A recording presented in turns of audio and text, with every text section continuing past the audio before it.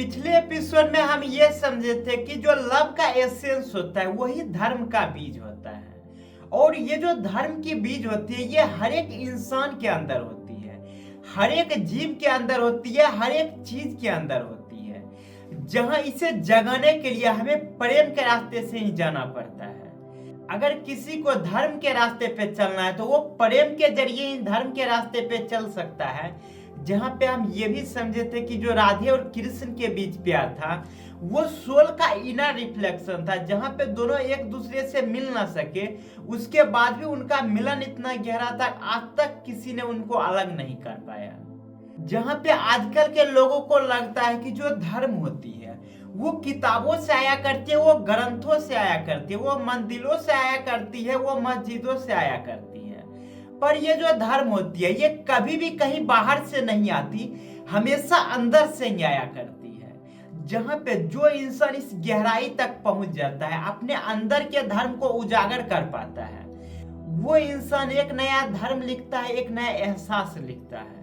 पर यहाँ भी एक प्रॉब्लम ये होती है कि जिसने अपने हृदय के अंदर धर्म के बीज को पनपने दिया, उसको उजागर होने दिया, उसे बड़ा होने दिया, जब वो बातें धर्म की करता है तो होता यह है कि वो जो चीज बोल रहा होता है वो सिर्फ शब्द होते हैं, उनका फीलिंग नहीं। क्योंकि होता यह है कि जब भी हम अपनी फीलिंग के बारे में किसी से बात कर रहे होते हैं तो फील हम कर रहे होते हैं, जो चीजें बाहर आती है वो सिर्फ एक शब्द होती है जो फीलिंग के बिना मीनिंगलेस होती है। जैसे कि जब हम किसी के प्रेम में होते हैं तो उस प्रेम में जो फीलिंग होती है, जो एहसास होती है, अगर हम किसी को बता रहे होते हैं कि क्या फीलिंग होती है तो जो बता रहे होते हैं वो एक सिर्फ शब्द होती है जो कि फीलिंग के बिना मीनिंगलेस होती है। जहां पे हमें ये लग रहा होता है कि ये जो प्यार होती है ये कितनी खूबसूरत होती है, इसका एहसास कितना खूबसूरत होता है। जहां प्रेम में पड़ा इंसान को हर एक चीज खूबसूरत नजर आने लगती है। लेकिन यही चीजें जब हम किसी को बता रहे होते हैं, जब किसी टेक्स्ट बुक में लिख रहे होते हैं, किसी लेटर में लिख रहे होते हैं, तो जो लिख रहे होते हैं वो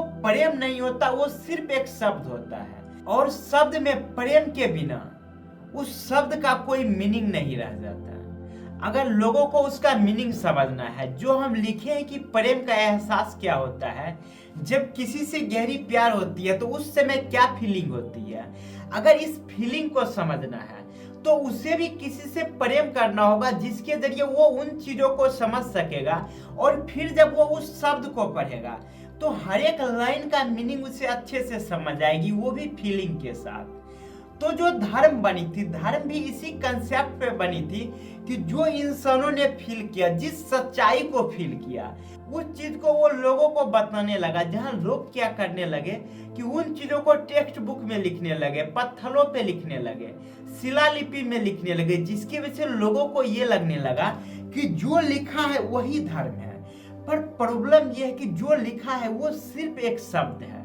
धर्म तो हृदय के अंदर में छुपी होती है। जब धर्म को हम पढ़ते हैं और अंदर में फील नहीं करते, अगर हृदय में करुणा नहीं है, हृदय में प्रेम नहीं है, तो धर्म का कोई मीनिंग नहीं रह जाता, मीनिंगलेस हो जाती है। जहां पे हम ये देखे थे कि जो गौतम बुद्ध थे उनका जन्म वैदिक धर्म में हुआ था, जो अभी हिंदू धर्म बन गया है। जहां पे हम ये देखे कि उनका जो आधी जो लाइफ थी, जो शादी के बाद तक की कुछ साल की लाइफ थी, वो जो सारा लाइफ जी रहे थे वो हिंदू धर्म के हिसाब से जी रहे थे। जहां पे उनका शादी से लेके हर एक चीजें जो हो रही थी वो सारी चीजें हिंदू के धर्म से हो रही थी। जहां उनका जन्म हिंदू धर्म में हुआ, वो हिंदू धर्म को माना करते थे। लेकिन एक समय ऐसा आया जब उन्हें समझ आई कि मुझे इन चीजों में मन नहीं लगता। उन्हें समझ आ गई कि ये जो हमारी आसपास की चीजें हैं सारी चीजें खोखली है, सारी चीजें झूठी है। जहां वो सत्य की खोज में निकल गए, वो सारी बंधनों से आजाद हो गए, वो घर से आजाद हो गए, अपने राज से आजाद हो गए, अपने प्रेम से आजाद हो गए। बेसिकली यहाँ पे उनका जो प्रेम था, जिस प्रेम को वो छोड़ के जा रहे थे, वो प्रेम सिर्फ वो प्रेम नहीं था जो हम लोग आसानी से समझा करते हैं।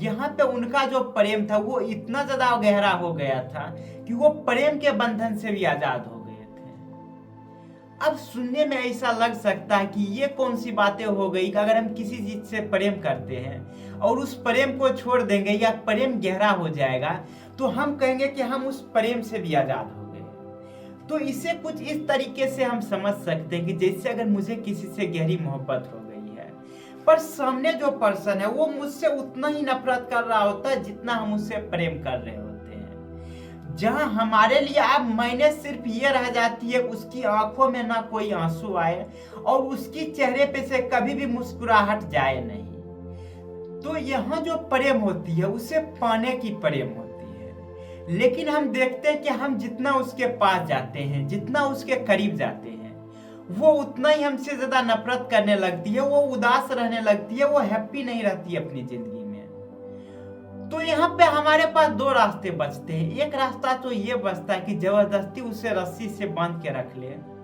और दूसरा रास्ता ये बचता है उसकी खुशी में ही अपनी खुशी को शामिल कर ले। तो यहाँ पे जो पहला रास्ता होता है, जो रास्ता होता है किसी को बांध के रखने की, वो रास्ते में होता यह है कि जब भी हम किसी को बांध के रखते हैं तो बंधन में हमेशा इंसान रहा करता है, प्रेम नहीं। यानी हम किसी को अगर बांध के भी रख लेंगे तो उसमें कभी भी वो प्रेम नहीं रहेगा, वो बंधन रहेगा जिसमें सिर्फ इंसान बंधा रहेगा। लेकिन जो दूसरा रास्ता होता है, जहाँ पे होता ये है कि हम पाने के अब रास्ते में नहीं रहे, हम इतना उससे प्रेम करने लगे कि उसकी खुशी में मेरी खुशी है।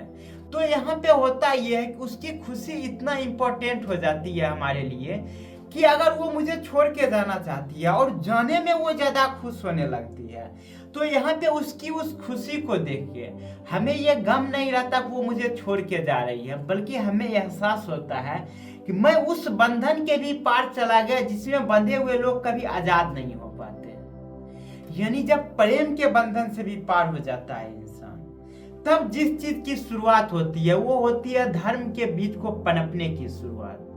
जहाँ पे जो गौतम बुद्ध थे वो चले गए थे सभी चीजों को छोड़ के जंगल में। जहाँ पे लोग जब इनकी कहानियां सुनते हैं तो उन्हें ये लगता है कि जंगल में वो कुछ दिन गए थे और वहां पे वो बैठे थे, मेडिटेशन कर रहे थे, इन वजहों से उनको ज्ञान की प्राप्ति हुई। पर ये जो ज्ञान की प्राप्ति होती है ये उस तरीके से नहीं होती जिस तरह से हम टेक्स्ट बुक में पढ़ा करते हैं कि पीपल के नीचे वो बैठे रहते थे, वहीं पे उनको ज्ञान की प्राप्ति हुई। जहाँ पे कहीं कहीं ये भी दिखाई देती है कि कहीं से दिव्य ज्योति आ रही थी और उनके मस्तक पे इतना गहरा पड़ी कि उनके अंदर जो ज्ञान थी वो ज्ञान की आभार आ गई, उनके अंदर ज्ञान की सागर आ गई। पर इस तरह की कोई बातें नहीं होती ज्ञान को प्राप्त करने के लिए। यानी कि वो इतना आजाद हो गए कि वो अस्तित्व से जुड़ गए, और जब अस्तित्व के साथ रहने लगे तो धीरे धीरे उन्हें समझ आया कि ये नेचर किस टाइप से काम करती है, ये नेचर हमसे कैसे बात करती है, ये जो यूनिवर्स होती है, ये जो संसार होती है, ये किस प्रकार से चलती है, ये सारी चीजों का जो ज्ञान है, ये इसी वजह से उनको आ पाया कि जब वो प्रेम की गहराई में उतरे, वो हर चीज को साइड कर दिए जो दुनिया में फेक चल रही थी, जो फरेब था, जो धोखा था, जो दिखावा था, हर चीज को छोड़ दिए। कहने को तो वो एक राज का राजा थे जहां उनके पास किसी भी चीज की कमी नहीं थी। फिर भी उन्हें वो समझ आया कि जो चीजें उनके पास है उन चीजों का कोई मीनिंग नहीं। जब वो अपने लाइफ का मीनिंग ढूंढने के लिए निकल पड़े, जहां पे वो हर बंधन से आजाद थे, जहां पे वो ये भी भूल गए कि मैं किस धर्म से पैदा लिया हूं, मैं कौन हूं, मैं कहां से आया हूं, जब सारी चीजों को छोड़ दिए, यानी पहली बार जिस धर्म में वो पैदा लिए थे, जब धर्म से ऊपर आ गए, तब उन्हें इस बात का एहसास हुआ कि जो चीजें हम पढ़ा करते हैं, जो समझा करते हैं, वो धर्म नहीं थी बल्कि एक किताब थी, सिर्फ एक नियम थी। और नियम कभी भी धर्म नहीं होता। धर्म हमेशा हृदय के करुणा से शुरू होती है और प्रेम के रास्ते से बह रही होती है। जहाँ प्रेम जो होती है वो समुंदर हुआ करती है, जहाँ पे हृदय का हर एक कण प्रेम से मिलना चाहती है। तो यहाँ पे हम ये देखें कि जब वो जंगल चले गए, जब वो सारी बंधनों से आजाद हो गए, जब पहली बार उन्होंने धर्म को मानने की जगह धर्म को जानना शुरू किया, जहां पे वो ये भी छोड़ दिए जानना कि मैं किस धर्म में पैदा लिया हूं और मुझे किस धर्म को जानना है। उनको बस एक ही चीज की तलाश थी कि वो ये कि धर्म क्या होती है, आखिर ये धर्म काम कैसे करती है, कैसे ये दुनिया बनी है, कैसे ये यूनिवर्स चल रही है। इन सारी चीजों का जब वो सवाल का जवाब ढूंढने लगे, तो पहली बार वो अस्तित्व में जुड़ के जब इसका जवाब देने लगे, तब देखे कि जो उनकी शब्द है वो नई धर्म लिखा गई, जिसे हम बौद्ध धर्म के नाम से भी आज जानते हैं। लेकिन उसमें भी प्रॉब्लम ये है कि जो चीजें वो कह रहे थे वो उनका फीलिंग था, वो उनका एहसास था। लेकिन जब भी हम बौद्ध धर्म की बात करते हैं या फिर बौद्ध धर्म की किताबें पढ़ा करते हैं, तो उस फीलिंग के बिना, जो फीलिंग उस गौतम बुद्ध के पास थी, अगर उस फीलिंग के बिना उस बुक को पढ़ते तो वो सिर्फ एक शब्द है और शब्द उस फीलिंग के बिना मीनिंगलेस है। यानी कि अगर हम बौद्ध धर्म की बातें करते हैं या बौद्ध धर्म को पढ़ा करते हैं और हमें लगता है कि हम सच्चाई के मार्ग पे हैं, हम प्रेम के मार्ग पे हैं, तो वो कभी भी प्रेम का मार्ग नहीं होता, बल्कि सिर्फ एक तस्वीरें होती है प्रेम की, जिसे हम देखा करते हैं पर उस पर चलना नहीं चाहते हैं। तो इस प्रकार से होती है धर्म की बीज से लेके धर्म की शुरुआत, जहां पे हम ये देखें कि किस प्रकार से जब इंसानों को ये समझ आती है कि मैं सभी धर्मों से ऊपर हूं, फिर वहां से जब सच्चाई नजर आती है, वहां से जो प्रेम नजर आती है, जो प्रेम की सागर चला करती है, उसमें बहके ही एहसास होता है कि आखिर ये धर्म क्या होती है। पर जब तक लोग धर्म को सिर्फ धर्म की किताबों में पढ़ेंगे, जब तक धर्म की बातें धर्म गुरु से सुना करेंगे, तब तक कोई भी इंसान ना धर्म को समझ सकता है, ना धर्म के रास्ते पे चल सकता है। क्योंकि धर्म कोई किताब नहीं है जो हम किताबों को पढ़ के समझ सके। धर्म पे चलना, धर्म को पाना या धर्म को जानना, ये वो रास्ते हैं जहां प्रेम के जरिए, सच्चाई के जरिए ही पहुंचा जा सकता है। फरेब के जरिए, छल के जरिए पहुंचा नहीं जा सकता। तो यहां तक में हम ये समझे कि सच्चा धर्म क्या होती है। सच्चा धर्म वही होती है जो हृदय के करुणा से शुरू होती है, जो प्रेम के सागर में बहा करती है। पर जो किताबों में लिखी होती है वो सिर्फ एक शब्द होती है, वो सिर्फ एक नियम होती है, जिसका कोई मीनिंग नहीं होता। तो आने वाले एपिसोड में हम लोग ये समझेंगे कि अभी जिस प्रकार का धर्म बन गया है, जिसके लिए लोग जान देने के लिए तैयार हो जाते हैं, जिसके लिए मर मिटने के लिए तैयार हो जाते हैं, पर उनमें से जो लोग होते हैं जो धर्म के लिए मर मिटने के लिए तैयार हो जाते हैं, उनमें से एक इंसान भी ऐसा नहीं होता जो धर्म का मतलब समझता है। क्योंकि हर धर्म का पहला असूल होता है अहिंसा परमो धर्म। क्योंकि हर धर्म में कहा गया कि अहिंसा ही परम धर्म है। फिर ये कौन से लोग होते हैं जो धर्मों के बात पे लड़ाई करना शुरू करते हैं, धर्मों के लिए मरना और मारने के लिए तैयार हो जाते हैं? ये तो किसी धर्म की किताबों में लिखा हुआ नहीं है।